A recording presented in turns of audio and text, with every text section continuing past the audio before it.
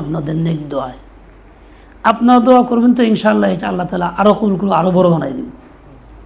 এই প্রতিষ্ঠান হওয়াতে শুধু কি দুনিয়া হিসাবে আমার নাম না আপনাদেরও সুনাম? কোন জায়গায় এটা? মৃতরা কালীবাড়ি অমুক জায়গায় অমুকখানে পাশে আমাদের চতুর্পাশে এলাকার সকলেই সুনাম না? আল্লাহর মতে যেখানে যাইবেন বাংলাদেশে কোনো জেলায় আর আমার নামে পরিচয় দিবেন যে অমুকখান থেকে, দেখবেন সম্মানটা আল্লাহ বাড়াই দিছে। তাহলে দিনই কাজের কারণে আপনাদের সম্মান বেশি। এই যে আমাদের মাসে বছরে 3 দিনের জলসার মধ্যে লোকজন আসে, থাকার জায়গা হয় না, আপনাদের যে ভিতরে মসজিদ দেই, ওই যে গ্রামের মসজিদ দেই, যে আয়রমানা মসজিদ দেই, এবার বিক্রম মসজিদ দেওয়ার চিন্তা করছিলাম। তো এইসব জায়গার থেকে লোকজন থেকে গেলে কী করবো, অমুকখানে আসছিলাম অমুক জায়গায় এটা হয়েছে, তাহলে আপনাদের সুনামটা তো সব জায়গায় ছড়াইব। আর দুনিয়াতে সুনাম ছড়ানো কিন্তু একটা বিরাট সফলতা। এই লোকগুলি সাক্ষী হয়ে থাকবো যে আল্লাহ এই মাদ্রাসার আশেপাশের লোকজনেরা সবাই দিনের কাজে আগ্রহী, এরা মুসলমানদের প্রতি আন্তরিক, এরা ভালোবাসে, সাক্ষী হবো না? তাকে আগে গেছিলাম, তা আমাকে এই সহযোগিতা করছে। তাহলে এইটা একটা বিরাট দুনিয়ার নিয়মেও সুনাম, আখিরাতেও আল্লাহর কাছে এটা ওরা পুঁজি যা এই মাদ্রাসার উসিলায় আল্লাহ তাআলা করাইতেছেন। আপনাদেরকে আগে থাকতে পাই নাই, সময় পাই নাই, তাদের আর্থিক অবস্থা ভালো ছিল না, এখনও ভালো না, তার ইচ্ছা করতে সময় লাগছে। এখন একটু মোটামুটি বসার সুযোগ পাইছি, তাই আপনাদের দেখারও হিম্মত সাহস করছি। নাহলে এসে বসার জায়গা দেবো কোনো, এই জায়গা তো আসিল না। দুসালা দেওয়া শুরু করছিলাম, আল্লাহ করাইছে আলহামদুলিল্লাহ। দোয়া করেন আল্লাহ তাআলা আমাদের প্রতিষ্ঠানকে কবুল করেন, কিয়ামত তরি চালু রাখেন।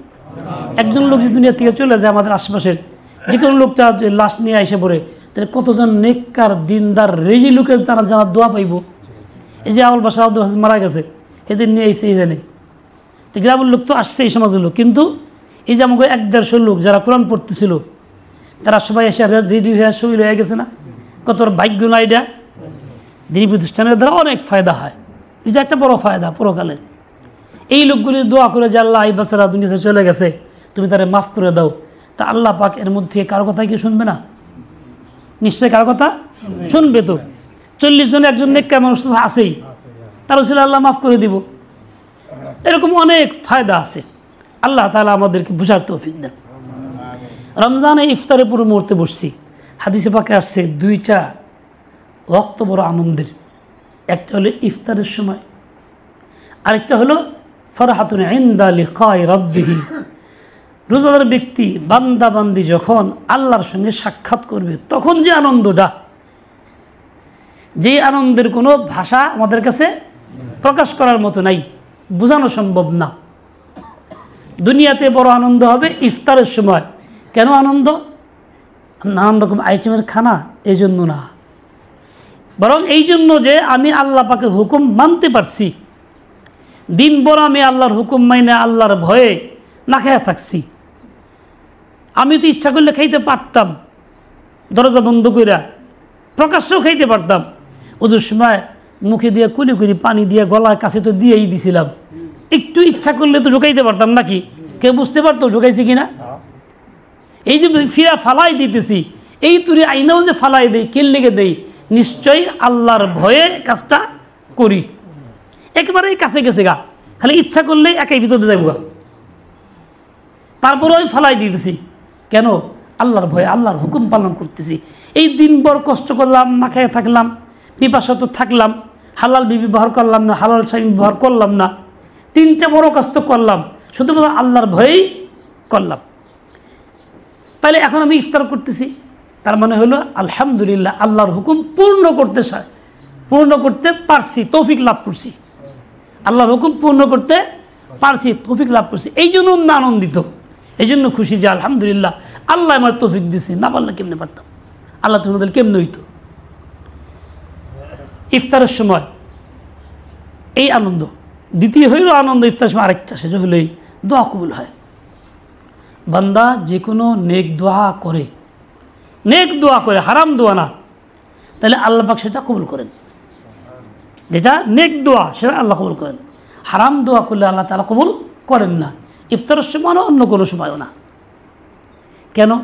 বলে বান্দা সারাদিন ব্যস্ত ছিল, রোজা পালন করছে, আল্লাহর হুকুম পালন করছে, বান্দার ভিতরে আল্লাহর হুকুমের যোগ্যতা পাওয়া গেছে, সে বন্দেগী করছে, এই জন্য এখন সে পাওয়ার যোগ্য, তাই চাইলে দিব, তাই তাকে দেওয়া হয়। এই জন্য ইফতারের সময় নেক দোয়া করলে আল্লাহ কবুল করেন। দেখেন ইফতারের সময় আনন্দ, কিন্তু রোজাদার ব্যক্তি কি? রোজার 3টা স্তর আছে। একটা হলো সর্বসাধারণ সবাই রাখি, সেটা কি? না খায়া থাকি, পানি পান করি না, স্বামী স্ত্রী ব্যবহার করি না। এটা হলো সাধারণ লোক মনে করি রোজাই 3টা কামি, কিন্তু এটাই রোজার শেষ চূড়ান্ত স্তর না, এটা প্রথম ধাপ। 3 ধাপে যেমন মেম্বার হয়, দ্বিতীয় ধাপ হলো এইটা যে এই 3টা কাজ বন্ধের সাথে সাথে সর্বাঙ্গকে গুনাহ থেকে মুক্ত করে। হাত দিয়ে জুলুম অত্যাচার করে না, মিথ্যা সাক্ষী দেয় না, মিথ্যা লেখে না, সুদের সাক্ষী লেনদেন করে না, কোনো কিছু করে না, যত যা কিছু করে। হাত দিয়ে মোবাইল টিপে খারাপ জিনিস দেখে না, টিভি ছাড়া খারাপ জিনিস দেখে না, জুলুম অত্যাচার করে না, টাকা পয়সা চিন্তাই করে না। এই হাতটাকে গুনাহ থেকে বাঁচায় রাখে। পাও দিয়ে খারাপ কাজে যায় না, অযথা কারোর প্রতি জুলুম করে না, এরকমভাবে চোখ দিয়ে খারাপ দৃশ্য দেখে না, খারাপ দিমাগ দিয়ে খারাপ চিন্তা করে না, কুচিন্তা করে না, কুপরামর্শ করে না, কান দিয়ে খারাপটা শুনে না, মামতাদের গান শুনে না, উমুকের গান শুনে না, উমুকের গিবত শুনে না, চার দোকানে বসে বসে ইমান নষ্ট করে না।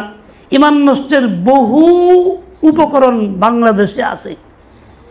বর্তমানে সবচেয়ে বড় উপকরণ হলো চার দোকান।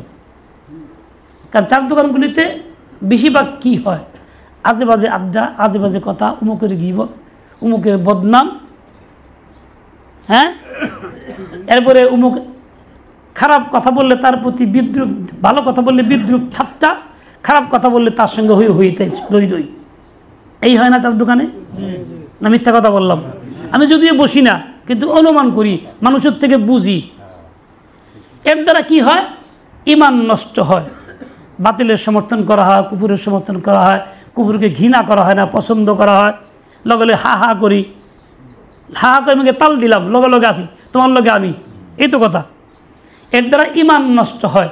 বর্তমান সময়ে ইমান নষ্টের অনেক উপকরণের মধ্যে চার ধরনের একটা উপকরণ। রোজা থেকে আমি ওখানে গিয়ে বেশি বেশি আড্ডা মারতেছি, চোখ দিয়েও তামসা দেখতেছি, কান দিয়েও শুনতেছি, আবার লগে লগে হা হাও করতেছি, সমর্থন করতেছি, ইমান নষ্ট করতেছি না, এটা না। রোজাদারের দ্বিতীয় স্তর হইল এইটা, সর্বাঙ্গকে গুনাহ থেকে মুক্ত করো, এটা হলো রোজা। তৃতীয় স্তর সেটা হলো এই, একটা খাস অঙ্গ আছে যার নাম দিল, এই দেহের ভিতরে আছে, আল্লাহ তাআলা বানাইছেন কলব, দিল বলে। এই দিলটাকেও সে সমস্ত মাখলুক থেকে ফিরাইয়ে রাখে, শুধুমাত্র আল্লাহমুখী বানায় রাখে। এই 3টা কাজে পূর্ণ হইলে এটা হলো আসল রোজা হইল। ওই ব্যক্তির রোজা, ওই ব্যক্তিকে বলা হবে রোজাদার, তার রোজা গ্রহণযোগ্য, তার দোয়া কবুল। ওই লোকটার রোজাই মানুষ তাকে কি করে? তাকওয়া প্রদান করে। ওই রোজার ব্যক্তি মুত্তাকি।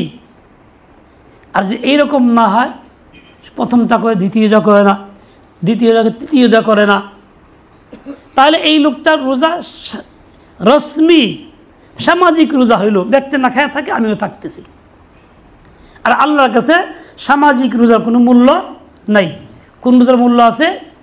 যে রোজাটা আল্লাহ তাআলার হুকুম মতো তাকওয়ার সাথে হয়েছে, 3 স্তরে, তৃতীয় স্তর সহ। প্রথম স্তরে খানাপিনা বন্ধ, দ্বিতীয় স্তরে সর্বাঙ্গকে গুনাহ থেকে মুক্ত, তৃতীয় স্তরে দিলটাকে সমস্ত মাখলুক থেকে ফিরাইয়া শুধুমাত্র আল্লাহমুখী করতে পারছে। আমরা যারা দেখানো এখন ওই 3 স্তর পূর্ণ করতে পারি নাই, তাহলে আমাদের ত্রুটি রয়ে গেল, কমই হয়ে গেল। আমরা কি করব? এই 3 স্তর পূর্ণ করব, যাতে কমই না থাকে, ত্রুটি না থাকে, পূর্ণতা লাভ করতে পারি।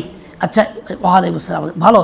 এই ইচ্ছা করলে আমরা কি কাজটা করতে পারি না? সবাই পারি কি না? পিছনে যা গেছে ভুল গেছে, মনে করেন ভুলে থাকতে চাই না, সংশোধন হইতে চাই। পরিপূর্ণ এইভাবে আল্লাহ তাআলার বান্দা বান্দি হইয়া তাকওয়ার স্তরে পৌঁছতে চাই তো ইনশাআল্লাহ, নাকি? তাহলে সর্বাঙ্গ গুনাহ থেকে মুক্ত রাখবো, দিলটাকেও মাখলুক থেকে ফিরাইয়া শুধুমাত্র আল্লাহমুখী বানায় রাখবো। দ্বিতীয়, ফারহাতুন ইনদা লিকাই রাব্বিহি, আল্লাহর সঙ্গে সাক্ষাতের সময় যে কী আনন্দ, আল্লাহর সঙ্গে সাক্ষাৎ কবে হবে? জান্নাতে হবে। তো জান্নাতে হইলে তো দেরি আছে, এখনও হায়াত তো রয়ে গেছে, মরে তো যায় নাই, তো এখন আনন্দ কিসের? তাহলে একটা আশা, খালি আশা না, বাস্তবে রোজার ভিতরে যখন রোজা পালন শেষ করে ফেলায়, ইফতার করে, তখন তার ভিতরে আল্লাহ পাক রব্বুল আলামিনের সাথে সাক্ষাতের আগ্রহ প্রচণ্ড আকারে ধারণ করে। আল্লাহকে পাইতে চায়, কাছে পাইতে চায়, দেখতে চায়। শুধু তাই না, কিতাবের মধ্যে আছে দুইটা জান্নাত দুনিয়াতে নগদ পাওয়া যায়। একটা জান্নাত দুনিয়াতে নগদ পাওয়া যায়, আর একটা আখিরাতে। দুনিয়াতে নগদ জান্নাত কি? নগদ জান্নাত হলো এই, সে যেখানেই থাকে, যে অবস্থায় থাকে, ফাবিল হুজুরি মাআল মাওলা, দিলের ভিতরে আল্লাহ তাআলার হুজুর আছে, আল্লাহকে ধ্যান করে, আল্লাহকে নিয়ে আসে। এটা আনন্দ, মজা। একা নীরবে চোখ বন্ধ করে রেখে ভাবতেছে, কি ভাবস? আল্লাহর কাছে পাইতেছি। খাজা আজুল মসজিদ রহমতুল্লাহ আলাই এরকম চোখ বন্ধ জড়ায় ধরতেছি, এরকম করে ধরে। খাজা সব কি হয়েছে? আল্লাহরে জড়ায় ধরতেছি। তাহলে কীরকম ধ্যান দিলের ভিতরে পয়দা হয়েছে, আল্লাহরের সামনে পাইছে। মুমিন বান্দা রোজার দ্বারা ইফতারের পুরো মুহূর্তে পর্যন্ত এমন একটা স্তরে পৌঁছে, যখন সে আল্লাহকে নগদ দিলে পাইতেছে, যেন সে আল্লাহকে পায়া গেছে।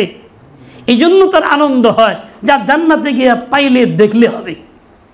আফরহাতুন ইনদা লিকাই রাব্বি। ও ভাই, কি আমরা কি খালি সামান্য রসমি রোজা পালন করতে চাই, নাকি আল্লাহকে পাইতে চাই? রোজার দ্বারা কি হয়? বান্দা আল্লাহর কাছের হয়, কাছের। কে দিয়া? কোন গুণে? বলে আল্লাহ খায় না, খালি মানুষের খাওয়ায়, মাখলুক করে খাওয়ায়। আল্লাহ কখনো খান না। বান্দা যখন খানা পরিত্যাগ করে, তা আল্লাহর এই গুণে আল্লাহর কাছাকাছি হয়। তখন বান্দা তার হাজারো দুষ্টুতি থাকা সত্ত্বেও সব থেকে উপরে উঠে আল্লাহর কাছে হওয়ার চেষ্টা করে। নৈকট্য লাভের বড় মাধ্যম রোজা। এই জন্য আল্লাহ রোজা দিয়েছেন। তবে এই সমস্ত আমল শর্ত গ্রহণযোগ্য কখন হবে? যখন ইমান থাকবে। ইমান না থাকলে গ্রহণযোগ্য হবে? রোজাও তো ইমান থাকলে। হিন্দু রোজা আছে 24টা, বরত্তার নাম, ব্রাহ্মণ রাখে, ওইটা কি রোজা? সব পাইব, জান্নাত মিলব। খ্রিস্টানগুলো আছে, পাইব।